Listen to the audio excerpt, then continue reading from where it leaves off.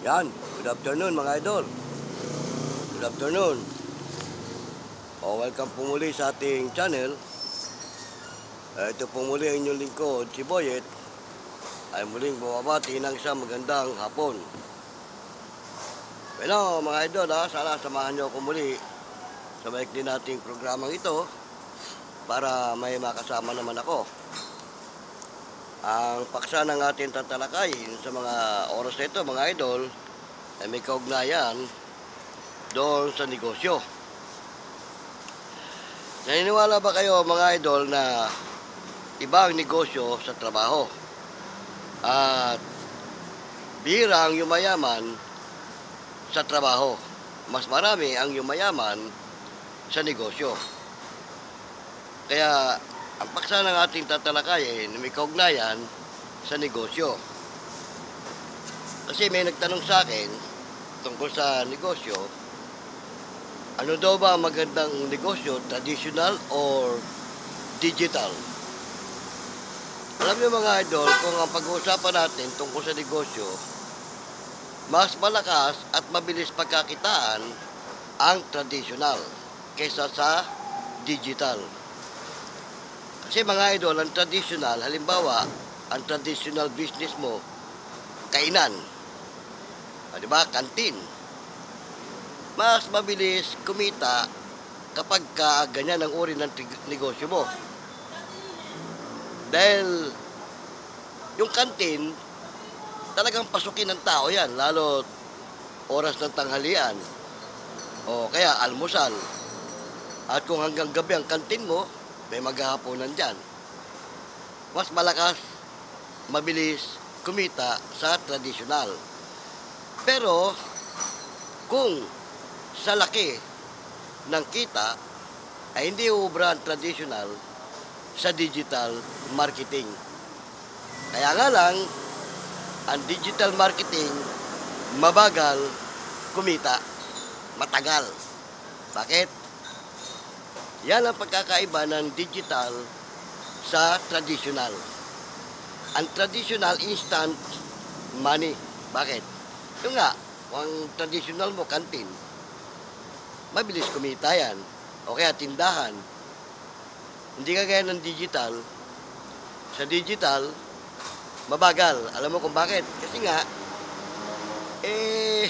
alam mo, ang digital mo, kagaya nung sa negosyo namin, digital marketing ito, sa Uno Online.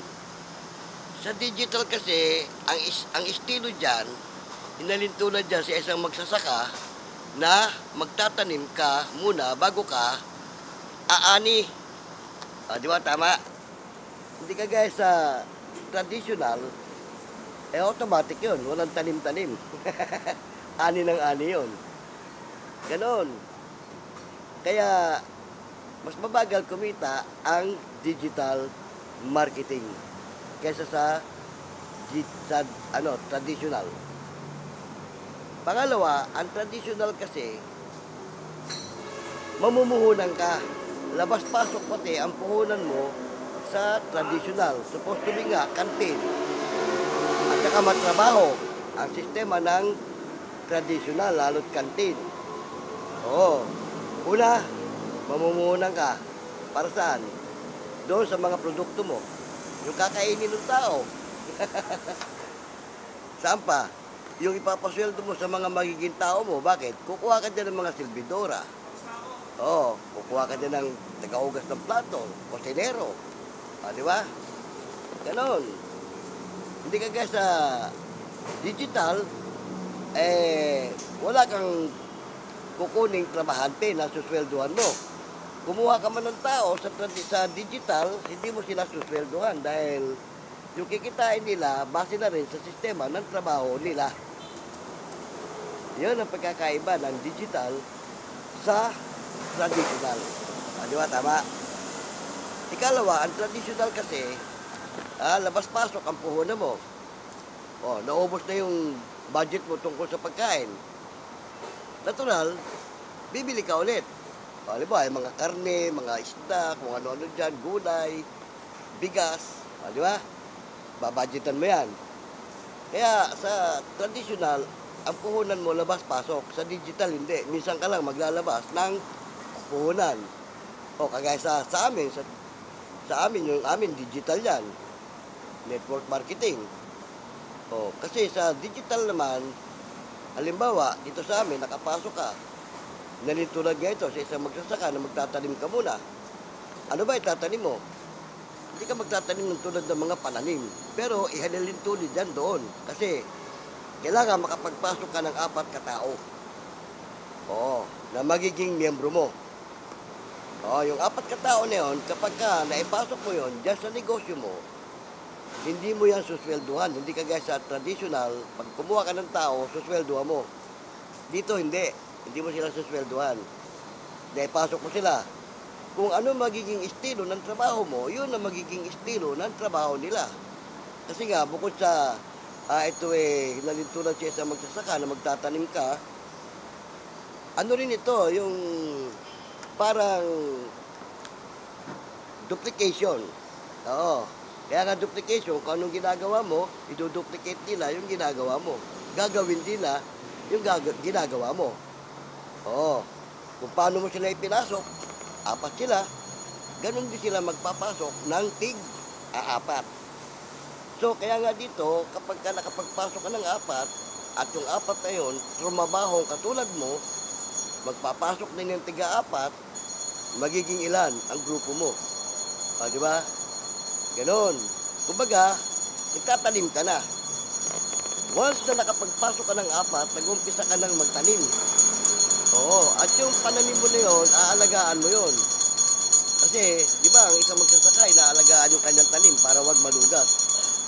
Ganun lang yun, kasimple. Hindi kagaya sa traditional, aalagaan mo yung tao mo sa sweldo. Oo, dahil pag hindi mo pinasweldo yun, baka hindi ka na pasukan. Inan mga idol, na pag-uusapan natin ang tungkol sa negosyo dahil nga doon sa nagtatanong sa akin kung ano raw ang pagkakaiba ng traditional sa digital. Malaki. Oo, unang-una na, kaya kung sinabing malaki, mabilis kumita ang traditional. Mabagal kumita ang digital. Pero sa laki ng kita, ay hindi siya obra sa digital marketing. Bakit? Kasi nga, kung magkano puhunan mo doon sa traditional, namuhunan ka ng 50. O, 50 mil. Ha? Doon sa kantin mo o restaurant, sabihin natin restaurant, yun, tumubo man yun, hindi kasing ganun kalaki. Nakikita ka rin ng 50. Oo, kasi nga, may mga suswelduhan kang tao. Oo, bibili ka ng mga, yung gagamitin, halimbawa, gas, o mga plato, lamesa, kung ano-ano, magastos yan eh. At kung wala ka sariling pwesto, magre-rent ka ng pwesto mo. Hindi ka guys sa digital, sa bahay ka lang. Basta't meron kang gadget, pasok na yun. Kikita ka na, di ba? Kasi hindi mo kakailanganin yung kumuha ka ng pwesto na kung saan ka po pwesto. Sa bahay ka lang. At meron kang cellphone, meron kang internet, go na. O tapos, ang transaction nyo, sa cellphone lang. Hindi ka guys sa traditional, matrabaho, masalimuot. Ang digital, hindi. Ang problema mo lang sa digital, kailangan mo madiskarte ka. Oo. Kasi, kailangan mo makapag-invite ng mga tao na papasok sa network mo. Di ba? Tama. Kaya, mabagal. Pero naman, kapag naman, nag-boom, at nakapagpasok ka ng maraming tao, yung 4 lang, oh. Pero yung 4 na yun, mga idol, hihigit pa roon, mas maganda. Kasi, yung 4 na yun na naipasok mo, maghihikayat din ng 4 yun eh. Oo. Kung tatrabaho yun, nakagaya mo. Oo. Kasi nga, magiging duplicate mo sila eh. Pero, eto mabigat sa digital. Kapag balatuba ka, at ang mga naging tao mo, kapwa mo balatuba, ay baka sa kangkungan damputin yung negosyo nyo. Yun ang mabigat sa digital. Kailangan, pangunahan mo, huwag kang balatuba. Para yung makukuha mo, hindi rin malutuba at maging interesado rin kumita na tulad mo. Di ba? Yan. Nakakatawa lang, di ba? Pero nangyayari yon. Oo. Alam mo kasi sa ating mga tao, hindi nawawala yung tinatawag na balatuba eh. Oo, anumang uri ng kahit sa hanap buhay eh. O, di ba? Tapos, ang pagkakaiba niyan, doon sa nagtanong sa akin, ano raw pagkakaiba ng trabaho sa negosyo? O, at alin daw ba ang malakas kumita, negosyo o trabaho? Hindi ubra ang trabaho sa negosyo, sa totoo lang. Kung ikukumpara mo yung trabaho, sabihin na natin, manager ka sa isang sikat na 5-star hotel. O, magkano ang gana ng isang manager? Sabihin natin, gumagana ng 60, isang buwan. Pero wala naman yata ng 60. Di ba? O, hanggang doon lang, fix. Sa negosyo, hindi ng 60. O, dito sa digital, kapag kayo nga, malakas kang dumiskarte, yung 60, panisyon. Oo. Kahit sa traditional, yung 60,000, isang buwan, kapag malakas ang negosyo mo, kayang-kaya yon. At may higitan pa. Oh.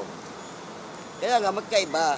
At maraming yumaman sa negosyo kaysa sa trabaho. Sa totoo lang.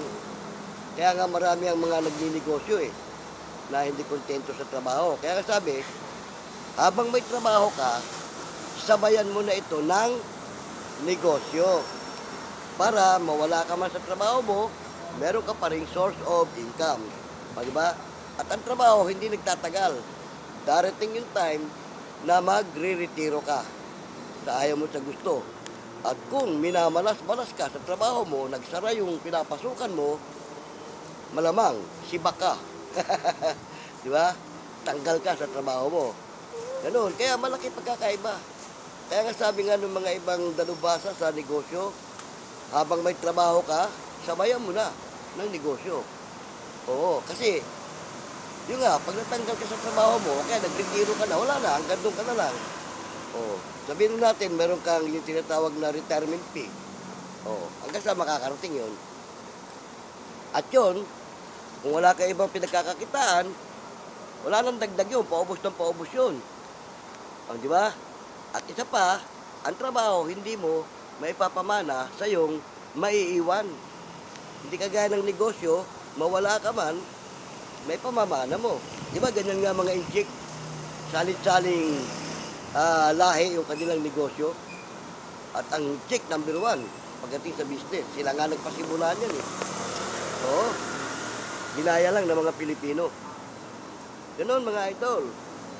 Kaya nga, ito, napag-uusapan lang naman natin kasi nga, doon sa nagtatanong.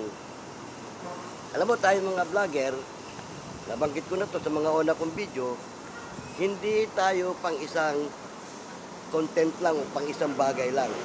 Lahat ng pwede nating iba-vlog na mapapakinabangan ng ating mga viewer, ng ating mga subscriber, iko-content natin, di ba? Tulad dito. Huwag niyo sabihin na walang magiging pakinabang dito sa pinagkukwentuhan natin. Meron. Oo. Lalo doon sa mga interesadong makinig sa negosyo, yung mga may interesado sa negosyo. Makakakuha sila ng idea dito. Gaya na, pinagkukumpara natin yung digital sa marketing. Digital marketing doon sa traditional. Malaki, di ba? Oh. Kaya kung ako pamipiliin, gusto ko ang digital, bagamat mabagal kumita. Kapag ka dumating na yung panahon ng tagaan ganyan ang digital marketing eh. May time na darating yung pag-aani. Pag umaani ka na, nandun na ang sarap nun. Di ba? Ani ka na lang ng ani. Habang umaani ka, patuloy ka nagtatanim. Di mas maganda, di ba? Sa traditional, wala. Tuloy-tuloy nga ang ani mo. Kasi nga, instant money ang traditional. Oo. Habang tumatakbo negosyo mo, kumikita ka. Ganyan sa traditional. Pero sa digital, magtatanim ka muna. Tagal. Mamumuhunan ka ng pagod at tiyaga. Ganyan sa digital marketing.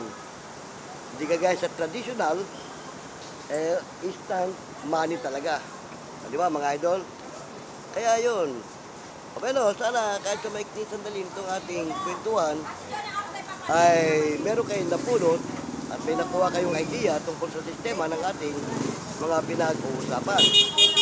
Yan naman napag-uusapan lang naman natin dahil nga may doon sa nagtatanong. Sana doon sa nagtatanong nasagot ko ang kanyang katanungan tungkol sa sistema ng negosyo. Kaya nga sabi sa iyo, iba ang negosyo, iba ang trabaho. At iba ang digital sa traditional. Yan. Diba tama? Sa digital, magtatanim ka muna bago ka aani. Sa traditional, automatic, instant money. Ngayon, idol, papipiliin kita. Saan ang gusto mo sa negosyo? Digital marketing o traditional business? Yan iwan kong tanong sa inyo yan. Pangalawang tanong kong iiwanan sa inyo mga idol, saan ang gusto mo? Trabaho lang o may kasamang negosyo? Sabi nga, habang may trabaho ka, sabayan mo na ito ng negosyo. Yan ang dalawang tanong na iniwan ko sa inyo mga idol. Kung may mga comment kayo, lagay nyo lang sa comment section. At kung may mga katanungan kayo, lagay nyo rin dyan para matalakay natin sa mga susunod nating mga video. Okay na mga idol, salamat ng marami sa weekly nating kwentuhan tungkol sa ating napag-usapan sa larangan ng negosyo. Sa pong muli, yung lingkod, si Boyet ng Vlogs TV. Samantalang nagpapaalam. Hanggang sa muli. Paalam mga idol!